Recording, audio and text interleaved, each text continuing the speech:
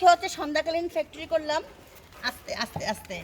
আজকে হচ্ছে অনেক কাজ ছিল, রেস্টলেস লাইফ আজকে। আজকে না সব প্রতিদিনই। এই যে আমাদের ছোট্ট টাইগারটাকে দেখাই আমরা। এই যে ছোট্ট টাইগার আছে আমাদের একটা।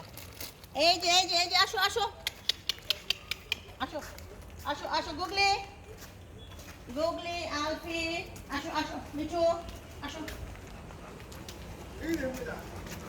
আমাদের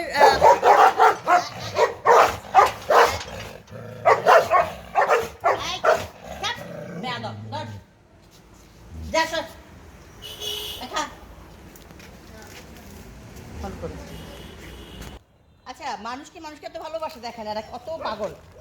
আজকে আসতে সবটা অপেক্ষা থাকে। আমি কয়েকদিন যাবত খুব বিজি, আসতে পারি না। হাঁস মুরগি কোয়েল পাখি আস্তে আস্তে আস্তে। এই যে দেখেন এগুলি কি করে, এই যে কাগজ সুদ্ধা খেয়ে ফেলায়। এই যে আমাদের এই যে হচ্ছে টাইগার, আস্তে আস্তে আস্তে। এই যে বিস্কিট, এই যে খাও। তো আজকে আমি সন্ধ্যাকালীন অফিস করলাম, তো ভাবলাম যে রাত্রে করে ওদেরকে দেখবো একটু আজকে।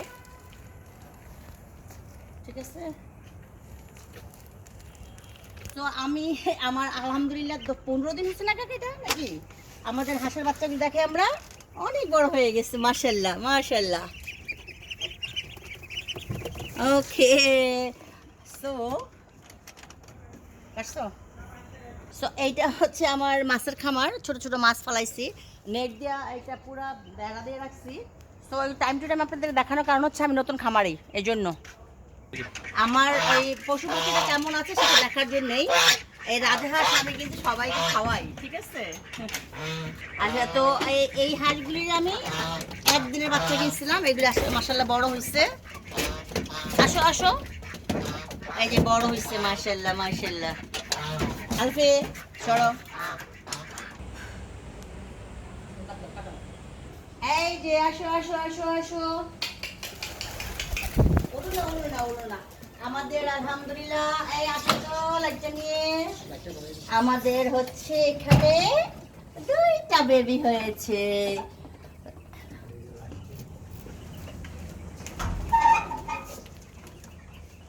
এই যে বেবি, এই যে কবুতর, এই যে বাচ্চা হয়ে, এই যে একটা বাচ্চা হয়েছে। তারপরে আমরা এখন একটু কোয়েল পাখি দেখাবো। হ্যাঁ, কোয়েল পাখির একটু দেখাইতে চাই, আসো। এই যে কোয়েল পাখি, নতুন করে কোয়েল পাখি বানিয়েছি।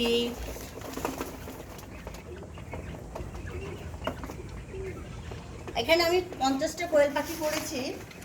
এই যে আমাদের এই যে কবুতরগুলো যে এখানে তারের উপরে উপরে উপরে থাকে, আমি আসলে ওদেরকে খাবার দেই, খাবার দিলে ওরা খায়। তো আজকে আমি রাত্রে করে আসছি, কারণ হচ্ছে এই একটু পর আটকে দেন টাকা। হ্যাঁ, একটু ঢুকো, বাচ্চা আছে। তো এই যে এখানে খাবার দিলে দেখবা যে এখানে সবাই চলে আসে। এই যে আসো আসো আসো আসো আসো, তো তো তো তো তো তো তো আসো আসো আসো আসো, খাবে না। তারপরে এই যে আমাদের আরো বাচ্চা দুটা বাচ্চা দিয়েছে কবুতর। এই যে কবুতর এখানে বসেছে, ওই যে এটাতে বসেছে। এই যে খরগোশ, খরগোশে 4টা বাচ্চা দিচ্ছে, একটু দেখে আমরা খরগোশের 4টা বাচ্চা। আরো খরগোশ আছে, এটা হচ্ছে 7টা না কাকা, 7টা। নিচে আরো খরগোশ আছে, এটা হচ্ছে উপরে মানে বিল্ডিং এর ভিতরে। বিল্ডিং এর বাইরেও খরগোশ আছে, সেটা দেখাবো, আমি নিয়ে যাচ্ছি আপনাদেরকে, আপনারা আসেন আমার সাথে। এই যে আমাদের আরো 3টে নতুন মেহমান। এই মশাই কামড়াচ্ছে, ওদের মশার প্রোটেকশন দাও, ঠিক আছে। আসো তোমাদের খাওয়া দিই সারাদিনের। আসো আসো আসো আসো। ওরা ওদের প্লেটে দিলে খেতে চায় না, ওরা হচ্ছে এখানেই খেতে পছন্দ করে, মাটিতে। তো আজকে আজকে আজকে হচ্ছে খুব মজা পাইছি আমি। মানে আমার কুকুর বিড়াল যেগুলি এনে আমি মানে মোটামুটি আজকে অনেক সময় কাটাইলাম, মানে রাত্রে 10টা-11টা পর্যন্ত যদি থাকতে পারে ওদের সাথে আমার শান্তি লাগে। আমার বিড়াল অনেকে জানতে চাইছে, আমার বন্ধু বান্ধবরা, আমার বিড়াল কয়টা। আমার অজস্র বিড়াল অনেক মারা গেছিলো, এখন আমি এমনভাবে প্রোটেকশন দিই মরে না, মানে ইঞ্জেকশন দেই। নারায়ণগঞ্জে আমাদের হসপিটাল আছে, পশু হসপিটাল, সেই হসপিটালে নিয়ে আমি ট্রিটমেন্ট করাই। এই জন্য আমাদের এখন আর বিড়াল তেমন একটা মরে না, খরগোশও মরে না, কবুতরও মরে না, কোনো কিছুই মরে না। আমি একটা ভিডিও দেখেছি, সেখানে একদিন নাকি পুরা সব মুরগি মারা গেছে। সো আমার মনে হয় ট্রিটমেন্ট করলে এগুলো সুস্থ থাকে, ভালো থাকে। ভালো থাকবেন সবাই, আল্লাহ হাফেজ। আমার এখানে আসলে বিশাল একটা ব্যায়াম হয়, কারণ সবকটা পশু পাখিকে আমি দেখি, এই জন্য আমার একটা ব্যায়াম হয়। আমি বললাম না আপনাদেরকে, যে কবুতর দেখানোর পরে, কোয়েল পাখি দেখানোর পরে, খরগোশের 7টা বাচ্চা দেখানোর পরে এখানে যে ঘাস আছে নিচে, যে ঘাস দিয়ে হাইটা, এই যে আমি ঘাস দিয়ে হাঁটতেছি, হাইটা আমি আমার কবুতরের খরগোশের ঘরে আসছি।